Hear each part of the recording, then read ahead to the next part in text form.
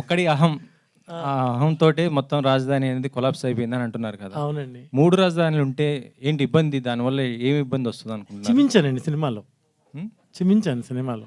చూపించారా? చూపించానండి. 3 రాజధానులు ఉంటే ఏంటి, ఒక రాజధాని ఉంటే ఏంటి చెప్పాను. 3 అమ్మలు ఉంటే ఏంటి, 3 నాన్నలు ఉంటే ఏంటి, అలాగే ఇది కూడా. 3 నాన్నలు ఉన్నారనుకోండి, ఏ నాన్న దగ్గరికి వెళ్ళాలో తెలియదు మనకి. 3 అమ్మలు ఉన్నారనుకోండి, ఏ అమ్మ దగ్గర పడుకోవాలో తెలియదు మనకి. ఒక్క రాజధానిలోనే రైతులు ఉంటారు కదా, 3 ప్రాంతాల్లో కూడా రైతులు ఉంటారు కదా సార్. అవును. మరి ఆ 3 ప్రాంతాల్లో రైతులు ఉన్నప్పుడు అక్కడ రైతులు కూడా ఉపయోగపడుతుంది కదా, మిగతా వర్గాలకు కూడా ఉపయోగపడుతుంది కదా. Definitely sir. ఏ రైతు దగ్గరికి వచ్చి భూమి అడిగారో వాళ్ళే ఇచ్చారు. ఇప్పుడు ఆ ప్రాంతానికి వచ్చి భూమి అడిగారు కాబట్టి ఆ ప్రాంత రైతులు ఇచ్చారు.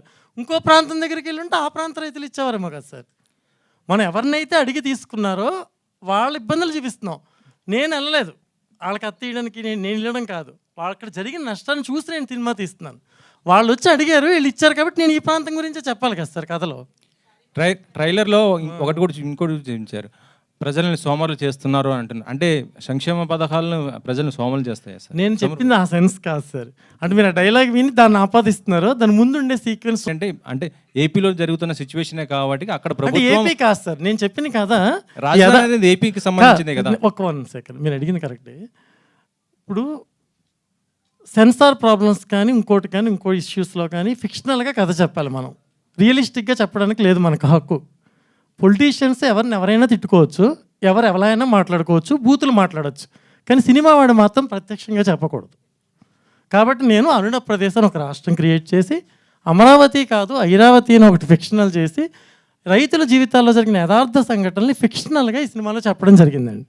చాలా సినిమాలు సమస్యని చెప్తాయి, సొల్యూషన్ చెప్పవు. నేను ఈ సినిమాలో సొల్యూషన్ కూడా చెప్పానండి. రేపు పొద్దున ప్రధానమంత్రి మోదీ లాంటి వాళ్ళు కూడా ఈ సినిమా చూసి అప్రీచ్ చేస్తే ఇలాంటి క్లైమాక్స్ ఉంటుంది సార్. ఈ సినిమా జరిగిపోయిన గతం చెప్తాం, జరుగుతున్న గతం చెప్తాం, కానీ జరగబోయేది చెప్పాం, ఎందుకంటే మనకు తెలియదు కాబట్టి. కానీ ఒక రైటర్గా నా స్టేట్ ఎలా ఉంటే బాగుంటుందో నేను ఆలోచించి past tense, present tense, future tense కూడా చెప్పడం జరిగింది సార్. ఈ రాజధాని ఉద్యమంకి అటు చంద్రబాబు గారు కానీ తర్వాత పవన్ కళ్యాణ్ గారు ఆయన కూడా సపోర్ట్ చేశారు. మొత్తం మరి వాళ్ళ పాత్రలు ఉంటాయి అనుకుంటున్నారు? సపోర్ట్ చేసిన వాళ్ళు ఉండరండి, బాధ పెట్టిన వాళ్ళు, బాధపడిన వాళ్ళు. సపోర్ట్ ఎవరు చేయలేదు సార్. మీరు అనుకుంటున్న చంద్రబాబు నాయుడు గారు, మీరు అనుకుంటున్న పవన్ కళ్యాణ్ గారు, ఇంకెవరైనా కావచ్చు. నేను వాళ్ళ దగ్గరికి వెళ్ళి అడిగినప్పుడు వాళ్ళ బాధపడమే చూశాను, ఎవరు వాదార్చడం నేను చూడలేదండి ఎవరిని. రాజకీయంగా నేను అసలు టచ్ చేయను సినిమాని. వాళ్ళని ఎవరు వాదార్చారు రియల్గా అంటే, ఎవరు వాదార్చకే కదా రోడ్ల మీద తిరిగారు, ఎవరు వాదార్చకే కదా పాదయాత్ర చేశారు, ఎవరు వాదార్చకే కదా అలా తిరుగుతూనే ఉన్నారు, ఇంకా పోరాడుతూనే ఉన్నారు. ఇన్ని రోజుల నుంచి టెంటల దగ్గర కూర్చుని వాళ్ళ ఉద్యమాన్ని కొనసాగిస్తూనే ఉన్నారు ఇన్ని సంవత్సరాలుగా. ఎవరు వాదారిస్తే ఆ వాదార్పు దొరికేదిగా వాళ్ళకి? దొరకలేదు సార్ వాళ్ళకి వాదార్పు. నేను వాదార్చాలనుకున్నాను. నాకు తెలిసిన యాంగిల్లో సామాజిక బాధ్యత అన్న రవిశంకర్ గారు సినిమాని. ఇది ఎందుకు తీస్తున్నారు సార్, దీనివల్ల ప్రాబ్లమ్స్ ఉంటాయి కదా అంటే, సినిమా అంటే వ్యాపారమే కాదు సామాజిక బాధ్యత కూడా. ఆ పదం నేను ఇప్పటివరకు సినిమాల్లో వినలేదండి, నాకు ఎవరు చెప్పలేదు. సో సామాజిక బాధ్యతతోనే నేను డైరెక్షన్ చేశాను సార్ సినిమా. దీనికి పొలిటికల్ హంగులు అలాంటివి నేను పెట్టుకోలేదు సార్. ఇప్పుడు తెలుగుదేశం పార్టీ కానీ, బీజేపీ కానీ, అతర వామపక్షాలు నన్నే అడుగుతారా సార్? ఇవ్వండి, రవిశంకర్ గారికి ఇవ్వండి. సార్ మిగతా పార్టీలు అందరూ కూడా దీని మీద వాళ్ళకి సానుకూలమైనటువంటి అభిప్రాయం ఉంది. ఆ సానుకూల అభిప్రాయం ఉండగా వాళ్ళెవరూ ఓదార్చలేదు, వాళ్ళెవరూ పట్టించుకోలేదు అనేటువంటి స్టేట్మెంటు రేపటి ఉన్న వాళ్ళ సానుభూతిని, వాళ్ళ యొక్క వ్యూవర్షిప్ను కూడా మిస్ అయ్యే అవకాశం ఉంది కదా. నిజంగా వాళ్ళు ఎవరు సపోర్ట్ చేయలేదా? పవన్ కళ్యాణ్ కానీ నేను ప్రశ్నించాను, వెనకాల ఎవరైనా వచ్చారా? రాజధాని ఫైల్స్ అనే రాష్ట్రం గురించి ప్రశ్నించాను, ఒకళ్ళు కామెంట్ చేశారా? రాజధాని గురించి నేను తీస్తున్నాను రైతుల గురించి అని ట్రైలర్ మొదటి నుంచి వ్యతిరేకమే కదండి. జనసేన కానీ తెలుగుదేశం పార్టీలు కానీ వ్యతిరేకంగా ఉన్నాయి. పొలిటికల్ సినిమా తీస్తూ పొలిటికల్ కాదు అనేటువంటి దానికి ఎందుకు వెళ్తున్నారనేది అర్థం కావట్లేదు. ఇది పొలిటికల్ సినిమా కానే కాదు, ఇది రైతుల సినిమా. ఆయన అడిగారు దీంట్లో చంద్రబాబు నాయుడు గారి పాత్ర, పవన్ కళ్యాణ్ గారి పాత్ర ఉంటుందని. ఓకే, ఇవేమీ ఇప్పుడు మేము డిస్క్లోజ్ చెయ్యం. కానీ ఇప్పుడు ఇక్కడ చెప్పింది ఏంటి, మేము బాధపడ్డ వాళ్ళు, బాధ పెట్టిన వాళ్ళు మాత్రం డెఫినెట్గా ఉంటారు సినిమాలో. ప్రభు గారు మీరు సీనియర్ జర్నలిస్ట్, నేను 20 ఏళ్ళ నుంచి చూస్తున్నాను మిమ్మల్ని. కనీసం మేము చేసిన చిన్న ప్రయత్నాలన్నా మీరు ఎంకరేజ్ చేయాలండి. ఈ ప్రయత్నాన్ని ఎలా ఎంకరేజ్ చేయాలో మాకు తెలుసు. We know how to encourage such a wonderful concept. మేము కాదంటలేదు, కానీ టు వాట్ ఎక్స్టెంట్ వాదార్చలేదు సార్, ఎవరు వాదార్చలేదు సార్. రాజకీయం వేరు, నిజ జీవితం వేరు.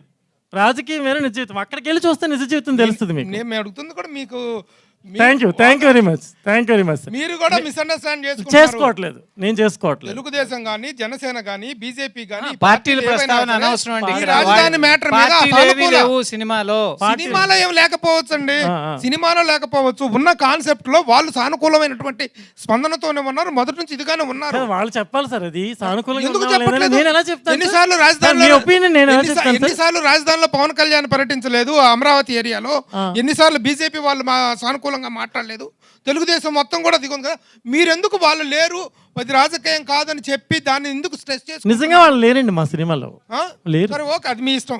మాకెందుకు, మీకు ఇస్తుందో లేదో మాకు అనవసరం. లేరు సార్, మేము ప్రభు సానుభూతి గారు. లేదని చెప్పడం అనేటువంటి ప్లీజ్ రఘు గారు అర్థం చేసుకోండి, ఆ, ప్రభు గారు. చేసుకున్నాం. మళ్ళీ కలుద్దాం, చేసుకున్నాం. రాజకీయంగా వద్దు సార్, మళ్ళీ ప్లీజ్. కలుద్దాం. అబద్ధాలు చెప్పి మీరు చేయాల్సిన సినిమా అవసరం చూడండి, లేదు. రాజకీయ మళ్ళీ అడగండి నాయకులు నన్ను. కాదు. మళ్ళీ వచ్చి ఇదే రోజు అడగండి. ఇంకో ఓకే, రోజు మా వచ్చి వినోద్కి ఇచ్చేయండి, ఎందుకు వచ్చింది కూడా, మా డార్లింగ్ ఇచ్చేయండి.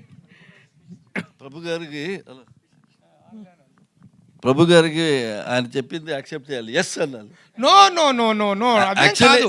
యాక్చువల్లీ ప్రభు గారు దీనిలో పొలిటిక్స్ వాళ్ళు ఉన్నారు, కానీ మేము వాళ్ళ పొలిటిక్స్ దీన్ని తీసుకోలేదు. వాళ్ళని మన ఈ రైతులుగా ఇప్పుడు ఆయన ఉన్నారు, ఆయన ఏ పార్టీ నాకు తెలియదు, బట్ ఆయన ఒక రైతును నాకు తెలుసు. మేము ఆ యాంగిల్ మాత్రం తీసుకున్నాం. Okay okay, correct. మేము ఆయన బీజేపీ కానీ తెలుగుదేశం కానీ ఆయన కాంగ్రెస్, బట్ ఆయన రైతుల సమస్య ఏంటిని ఆ యాంగిల్ మాత్రం సార్ తీసుకున్నాం. నేను అడుగుతుంది కూడా చూడండి, మీరు ఏ కోణం ఎంతవరకు తీసుకున్నారో దాన్ని మేము కాదంటున్నా. నా మిత్రుడు అడిగినటువంటి ప్రశ్న ఏంటంటే, వీటిలో ఆ పాత్రలు ఉన్నాయా, ఆ పార్టీల వాళ్ళు ఉన్నారని అడిగితే సార్, సినిమా ఆ చూడండి. ప్రస్తావనే లేదు, ఆయన అడిగిన ఎవరు ఓదార్చలేదు అన్న దాని మీద వచ్చినటువంటి లేదు, ప్రశ్న. ఆయన క్వశ్చన్కి మీరు ఎంతవరకు ఆన్సర్ కొంచెం పరిమితం అయితే టఫ్గానే మాకెందుకు ఉంటుంది. అది ఆన్సర్ కొంచెం టెక్నికల్గా చేయాల్సి వస్తుంది, ఓకే, ఓకే. ఎందుకంటే picture is going to release with in 2-3 days. మీరు- We don't want any confusion. Okay, That's the reason we are giving clarity. Okay, మీకేమీ బెదిరింపులు రాలేదా ఈ క్యారెక్టర్ లేదు, చేస్తున్నందువల్ల? లేదు. మీరు ఎలాంటి స్టాండ్ తీసుకున్నారు? నేను బెదిరింపు గురించి 1% కూడా ఆలోచన చేయలేదండి. ఎవరో ఎక్కడైనా దొరికినప్పుడు చెప్పారు, ఏంటి సార్ మీరు సీనియర్ యాక్టర్, మీరు యాక్ట్ చేస్తున్నారు, నేను చేయలేదంటే ఇంకొకటి చేస్తాడు, అందుకే నేను చేసేసాను అన్న.